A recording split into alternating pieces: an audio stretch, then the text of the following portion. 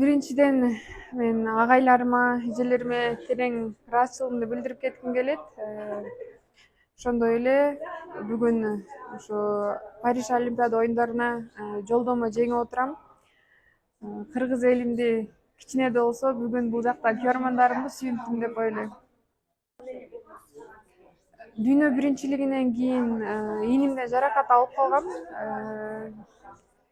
Жаракат алгандан кийин кандай десем, бул лицензионныйга чейин где-то 2 ай мурун ковёрго кирип баштадым. Ага чейин подкачка кылып, физикалык жактан машыгып жүргөм. 2 ай мурун ковёрго кирип кичине күрөштү жаңы чувствовать этип бул жакта да күрөшүп атканда кичине психологически даяр болдум, бирок өзүм кичине башкача сезип аттым да. Но бирок Кудайга шүгүр жолдомо алдым. Олимпиадага экинчи жолу жолдомо алып жатасыз. Экөөндөгү балким айырмачылыктар, биринчи жолдомо алган мээрим кандай эле, азыркы мээрим кандай болуп жатат, ошол жөнүндө айта кетсеңиз. Ошол эле мээриммин, бирок азыр машыгып туруучулар менен отуруп сүйлөшүп, мындан ары Олимпиада оюндарына Кудай буйруса кандай дайындыктарда өтөбүз, ошону эле өзгөртүш керек. А так калганы мурдагы эле мээриммин. Париж Олимпиадасына атаандаштарыңыз белгилүү болду. Ооба. Аларды карап жатасызбы? Кайсы атаандашыңызга өзгөчө даярданып жатасыз балким?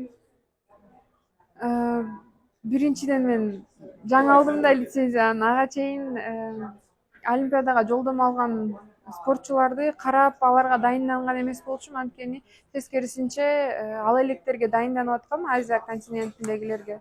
Буюрса эми кайра Олимпиада жолдомосу барларга дайынданып баштайбыз эми.